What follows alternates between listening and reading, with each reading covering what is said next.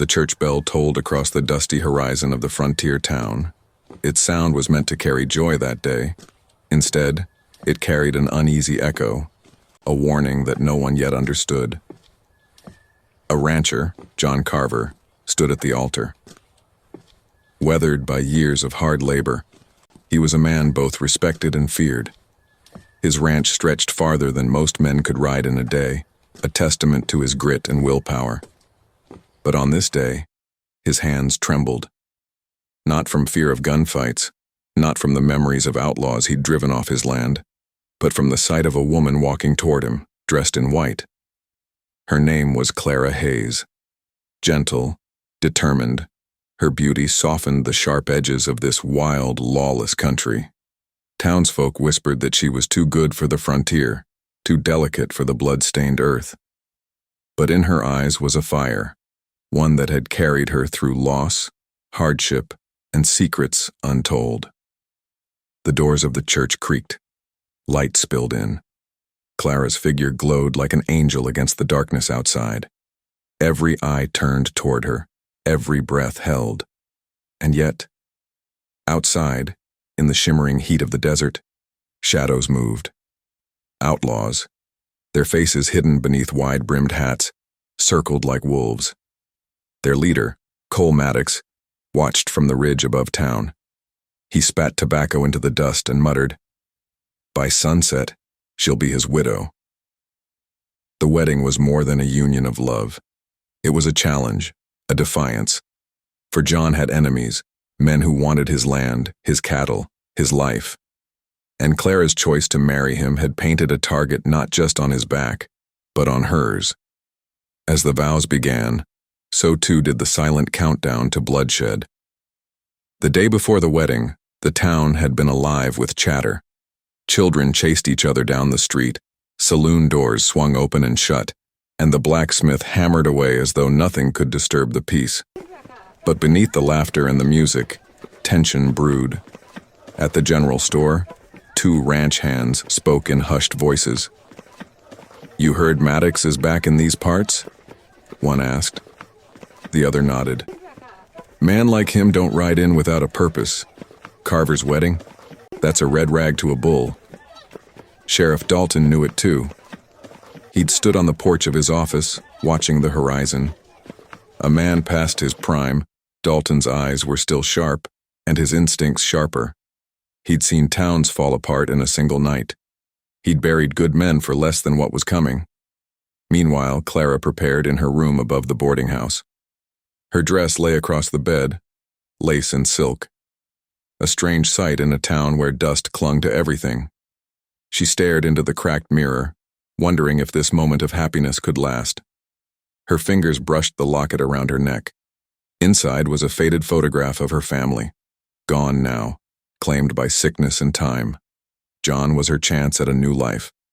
But even she felt it. The way the wind howled that morning, the way strangers in town kept their hands too close to their belts.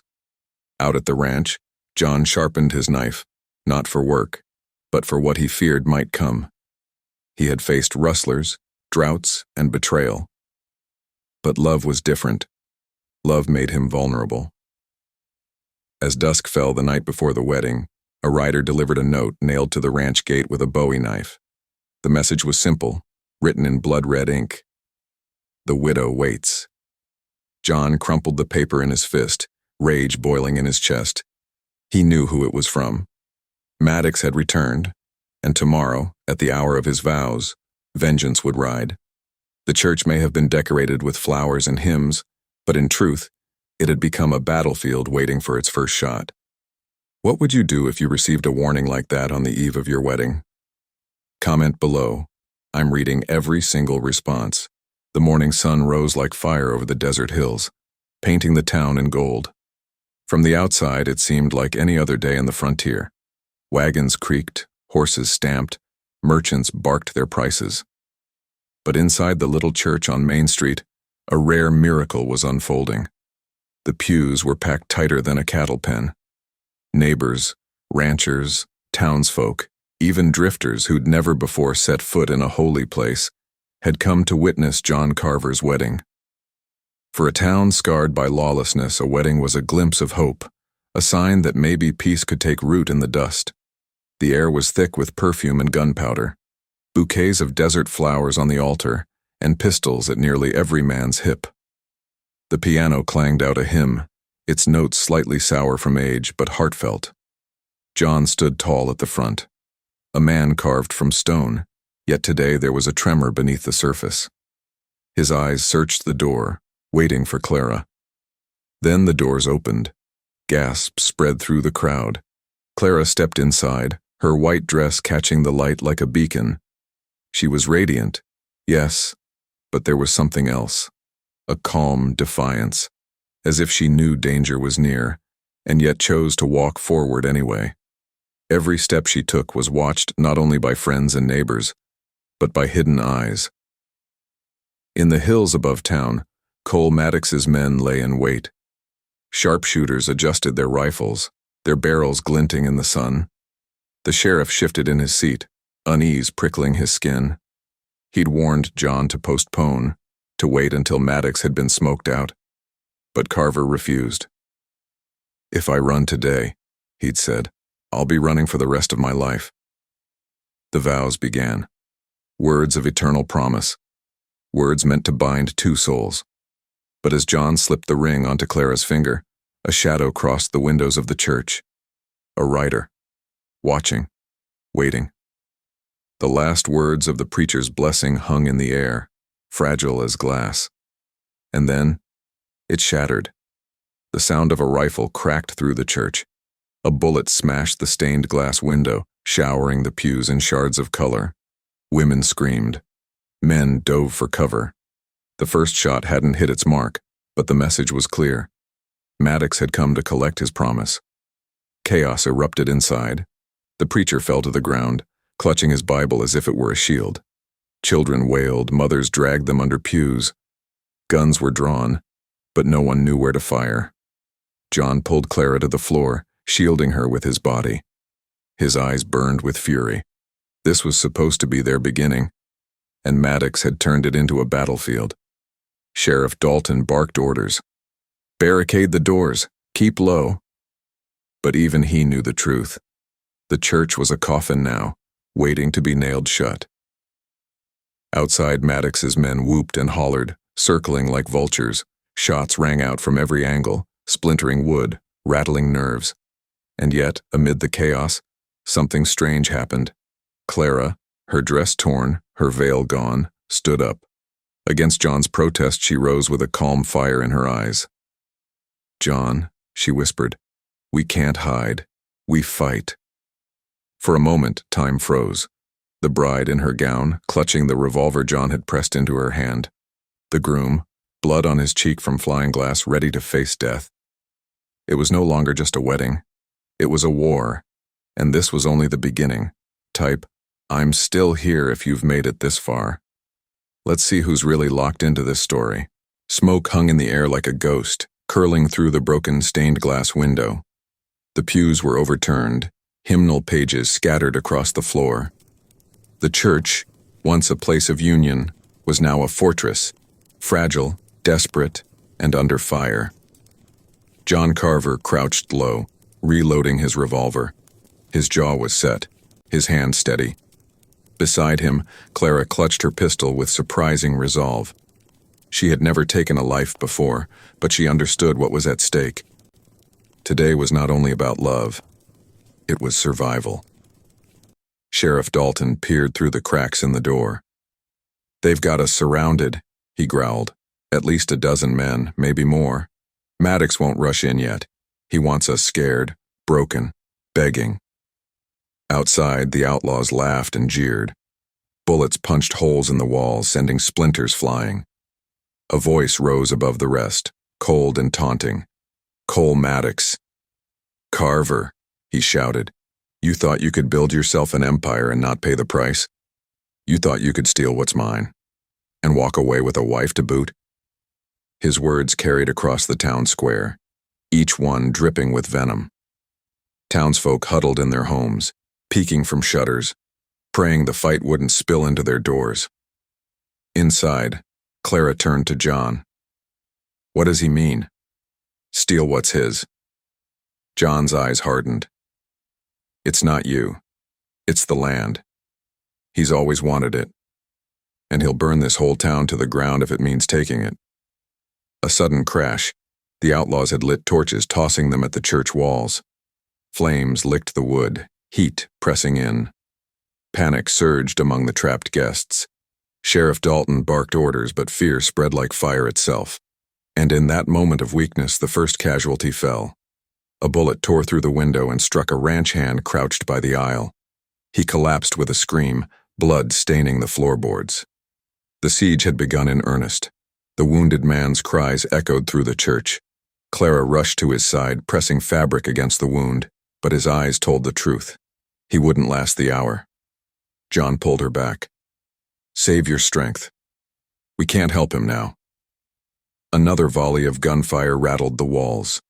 Dust and plaster rained down from the rafters.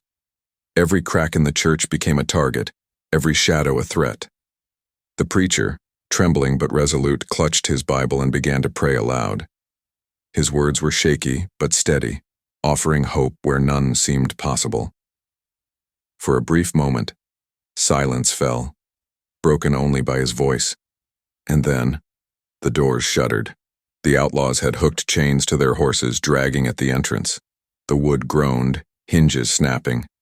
Each pull brought the door closer to giving way. Sheriff Dalton and 2 men braced it with pews, but they knew it was only a matter of time. Clara's eyes burned with determination. If they break through, we fight, side by side. John looked at her, his bride, his equal, and nodded. Together. The door finally splintered, bursting inward. Smoke and sunlight flooded the church as the first outlaw stormed through, shotgun raised. John didn't hesitate. His revolver roared, the outlaw collapsing in the aisle. Blood pooled on the floorboards, seeping into the cracks where wedding flowers once lay. Clara fired too, her shot wild, but enough to send another man stumbling back through the doorway. The battle for the church had begun. It was no longer just a siege, it was war at point-blank range, and with every shot fired, Clara's wedding dress grew darker with smoke, blood, and ash. If you're still here and feeling the tension, type "still watching" in the comments. Let's see who's locked in. The church doors rattled like the jaws of a beast. Smoke billowed through the cracks, black and suffocating. Outside, the outlaws whooped and fired, their bullets tearing splinters from the sacred walls. Inside, panic was spreading like the fire itself. Families huddled under pews, whispering frantic prayers. Children cried into their mothers' skirts. The smell of burning pine stung every throat. Sheriff Dalton reloaded with steady hands, though his eyes betrayed the weight of what was coming. They're not backing off this time, he muttered. They'll burn us out if they can't shoot us down. Clara stood near the aisle, her wedding dress already stained with soot and blood. Her hand trembled as she held the revolver, but her gaze was steady. She wasn't a bride anymore. She was a fighter. John Carver watched the flames crawl along the windowsills, his jaw clenched. If they want us, they'll have to come in after us. The outlaws' leader, Cole Maddox, rode closer to the church on a black stallion. His voice cut through the chaos like a whip. Carver, you think you can hide behind God's walls? You can't pray your way out of this. I'll take your ranch, your cattle, and your bride. By sundown, you'll be a ghost. His men roared with laughter. Then came the hiss of torches, more fire hurled at the church walls. The flames surged higher, crackling, threatening to swallow the holy place whole. Inside, Dalton gave the order. Form a line. Anyone with a gun, get to the windows. We'll hold them back as long as we can. Men and women alike pressed themselves against the shattered panes, firing into the smoke. Outlaws dropped in the dirt outside, but for each one who fell, 2 more appeared from the haze.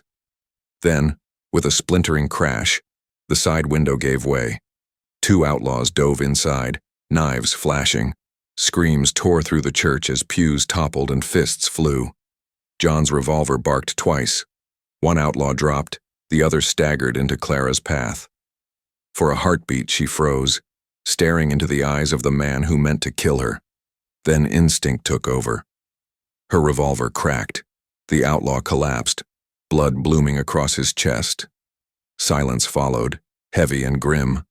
Clara lowered the gun, her breath ragged. She had taken a life, and there was no turning back now.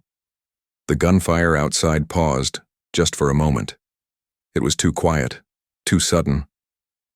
Sheriff Dalton narrowed his eyes. They're regrouping. But what none of them realized was that the real danger was already inside.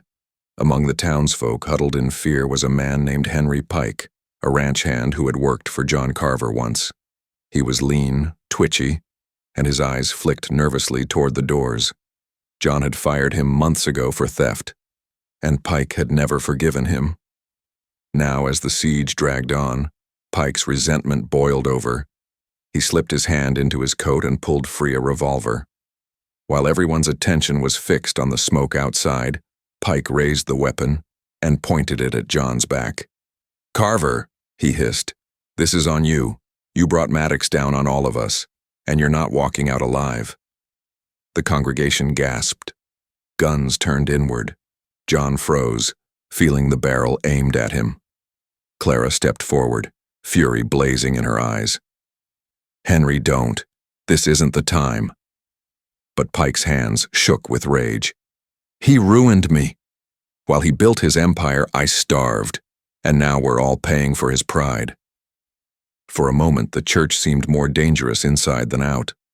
Dalton aimed his rifle at Pike. "Son, put that iron down, or I'll drop you where you stand." But Pike only sneered. Maddox was right. Carver don't deserve land or a bride. He deserves a grave. And then, another gunshot. Not from Pike, from outside. A bullet tore through the window and struck Pike in the shoulder. He screamed, dropping his revolver. Blood spattered the pew. The outlaws were back, firing from every angle, bullets ripping through wood and flesh. In the chaos, Pike crawled to the corner, cursing Carver even as his life bled out. John seized Clara's hand, pulling her close. "Stay with me.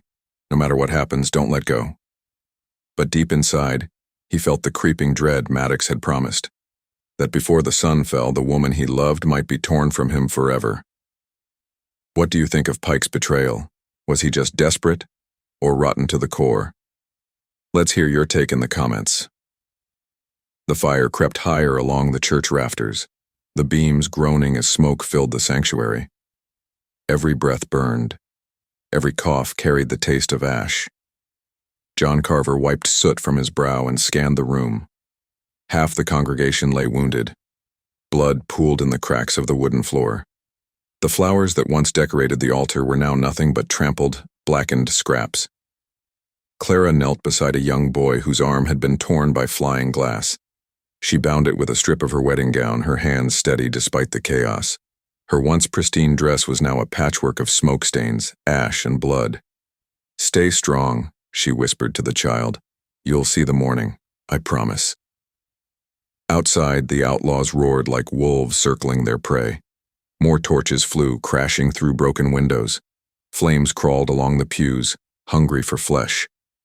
Sheriff Dalton staggered past John, reloading with trembling hands. His voice was hoarse. "We can't hold much longer. Maddox ain't just testing us, and he means to bury us alive." As if to prove him right, a thunderous crash shook the church. The outlaws had rolled a wagon of kerosene barrels into the square. Sparks flew as they lit fuses, sending fiery trails toward the doors. John's eyes widened. They'll blow us sky high. With no time to think, he charged forward, kicking open the door just wide enough to fire. His bullets found the wagon. The barrels ignited before the outlaws could push them closer. An explosion ripping across the square, hurling men and horses into the air.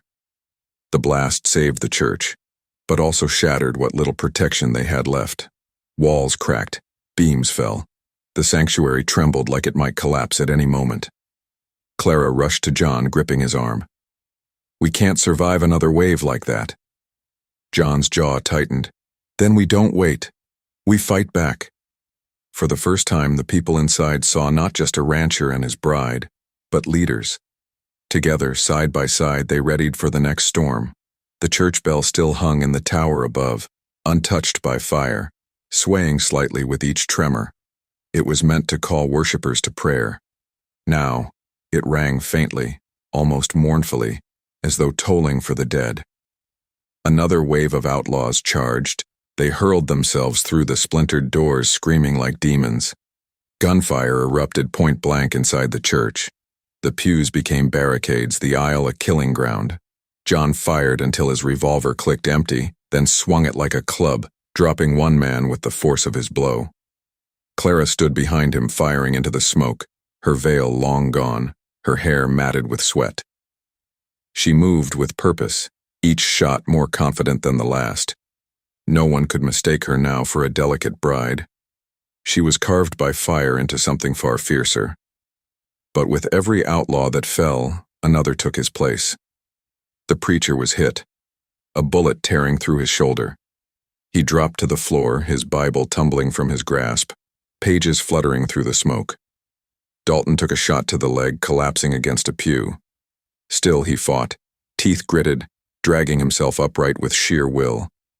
And then, the bell above rang loud. Not by accident, but struck deliberately.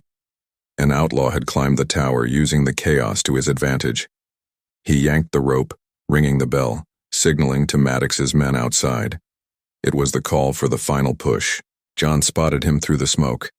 With one clean shot, he brought the man down, the body crashing from the tower into the dirt below. But the signal had been given. From the square came the sound of dozens of boots, spurred and marching as one. Maddox's army was ready to finish what they started. Inside, Clara grasped John's hand. Their eyes locked. No words needed. Both knew what the bell had truly told for. It was the sound of reckoning. The gunfire died down. Smoke curled through shattered windows. For a moment, silence reigned inside the battered church, the silence of exhaustion, of dwindling hope. Then came the sound, the heavy thud of hooves. Slow, measured, commanding. From the shadows of the street he emerged. Maddox. He rode a black stallion, its eyes wild, its flanks foaming from the charge. His coat was long and dark, brushing the ground as he dismounted. His face was half hidden by a broad-brimmed hat, but the sneer beneath it was unmistakable. The outlaw king had arrived. Men parted for him, as though even killers feared his shadow. He carried no urgency, no rush, only the cruel patience of a man who knew victory was already his. Inside the church, Clara's hand tightened around John's. Through the broken door, Maddox's voice cut like steel. "John Carver, you ruined my men, my plans, and my pride. You killed my brother last winter out by the canyons. Did you think I'd forget?" John's face hardened. So it was vengeance that drove this war. Maddox raised his hand. His men fell silent. Even the flames seemed to hush in his presence. "You've got something I want," Maddox growled. His gaze shifted, not to John, but to Clara. A bride. A weakness. Gasps rippled through the wounded inside. Clara lifted her chin, refusing to cower. John stepped forward, rifle raised. "You'll touch her over my dead body." Maddox smirked. "That's the plan." With a snap of his fingers, his men surged again. But this time, it was not a wild charge. It was coordinated, disciplined. Maddox himself advanced, his revolver gleaming in the firelight. The final act of the siege had begun. Gunfire thundered once more, but it wasn't like before. This time the outlaws pressed closer, shields of broken doors and tables protecting their advance. John fired into them, each shot desperate but deadly. Clara reloaded for him, her hands trembling yet swift, the two of them fighting as one. But Maddox kept walking forward untouched. His men fell around him, but he strode like a specter through smoke and fire. Inside, Sheriff Dalton pulled himself upright, his wounded leg dragging behind him. "Carver," he gasped. "We can't stop him.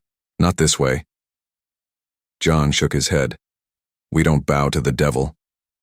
Yet Maddox was already at the threshold, stepping into the ruined sanctuary. His eyes burned with cold amusement as he surveyed the wreckage.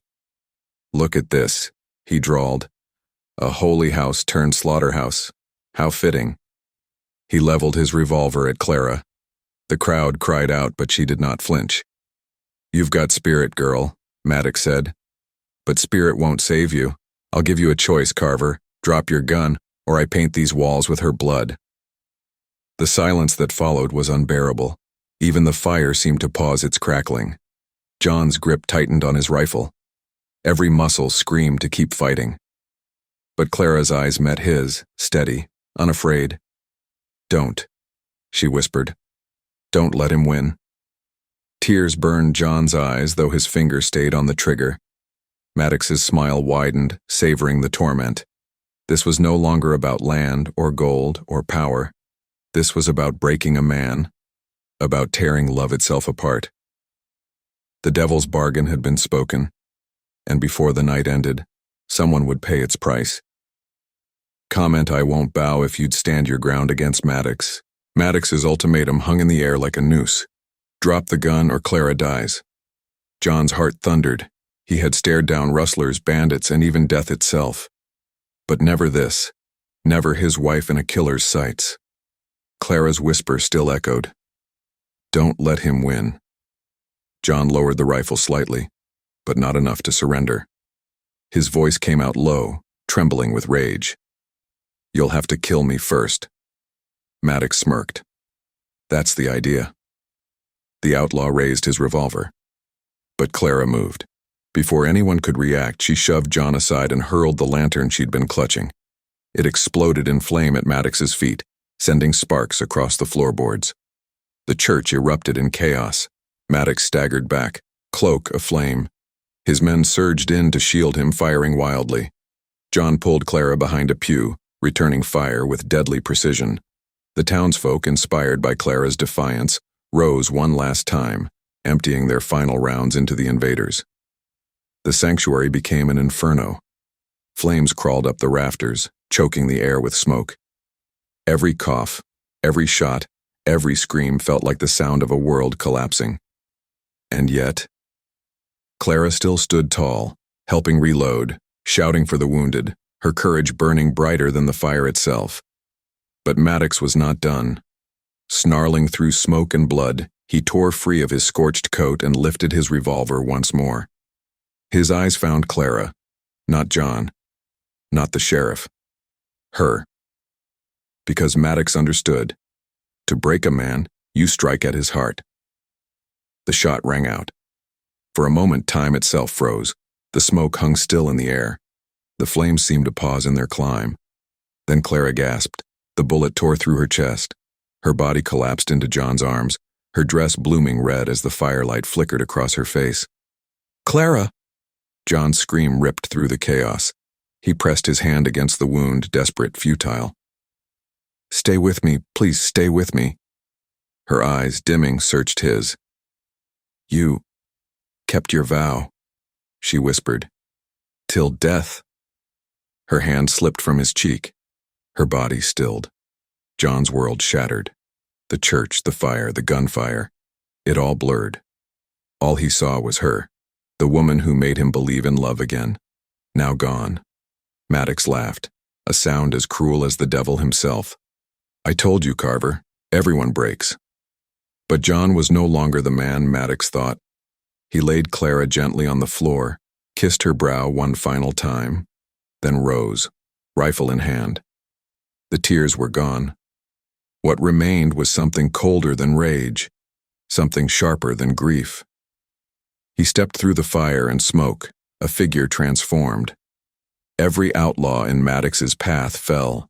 His bullets were lightning, his rage an unstoppable storm. At the altar of that burning church, John Carver became death itself, and Maddox for the first time felt fear. If your heart broke for Clara in this moment, drop A in the comments so we know you're still watching. The church was an inferno. Smoke curled through shattered beams, flames devoured the rafters, and gunfire echoed against the walls of God's house turned battlefield. But John Carver moved like a phantom. One by one, Maddox's men fell. His rifle cracked, his revolver barked, and each shot found its mark. The rancher who had once dreamed of peace now fought with the fury of a man who had nothing left to lose. Sheriff Dalton, bleeding but alive, watched in awe. "He's not fightin' like a man," he muttered. He's fighting like a legend. Bodies littered the aisle. The pews, once filled with prayer, were now barricades for the dead. And at the altar stood Maddox, revolver in hand, eyes burning with disbelief. "Carver," he roared, "you think killing me brings her back?" John stepped forward, smoke swirling around him like a cloak. His voice was steady but cold as stone. "No, but it ends you." The two men faced each other in the heart of the burning church. No outlaws, no townsfolk, just the rancher and the devil who took his bride. Their guns lifted in unison. 2 shots rang out. The flames flared, swallowing the sound. When the smoke cleared, Maddox staggered. His revolver clattered to the ground, his sneer twisted into shock. Blood bloomed across his chest as he fell to his knees. John stood tall, his shirt singed, his rifle smoking. He had struck true. Maddox's final words slithered from his lips, weak but venomous. "You'll bury her today and me tomorrow." Then he collapsed, dead at last. But victory tasted like ash. For behind John, Clara's body lay still upon the floor. The church's bell tower crashed down and John gathered her in his arms. Carrying her through smoke and ruin, he emerged into the dying light of sunset. The town was safe. Maddox was gone. But the bride was a widow's memory. The funeral was small. The townsfolk gathered on the hill above the ranch, the same land Clara had once dreamed of building a family upon. John lowered her into the earth with his own hands. The sky was painted in hues of fire and sorrow. The preacher's words faded under the weight of silence. Sheriff Dalton rested a hand on John's shoulder. "She saved us all. She'll be remembered." But John said nothing. His eyes were hollow, fixed only on the mound of fresh earth. That night he sat on the porch of the ranch house, alone. The land stretched before him, quiet and empty. The chair beside him, once hers, stood vacant. The wind whispered through the grass, and in its cry John heard her voice. "Don't let him win." He looked at the rifle across his lap, at the wedding band still on his finger, at the scars carved into his soul. They say John Carver never remarried, that he worked the land in silence, haunted by the ghost of his bride. Some say they saw him wandering the hills at dusk, speaking to the wind as though she still walked beside him. And as for Maddox, his name lived on in whispers, but so did Clara's. The story spread across the frontier, of a wedding turned war, of a bride who stood tall, and of the rancher who avenged her before the sun went down. But the tale carried a curse too, because every man who heard it was left asking the same question. Was justice truly served, or did the devil win after all by taking love from the land? The West remembers the widow, and so does every broken vow beneath its blood-red sunsets. If this story struck you, hit like and share it with a friend who loves Wild West tales. And don't forget to subscribe, because the next story might just be even darker.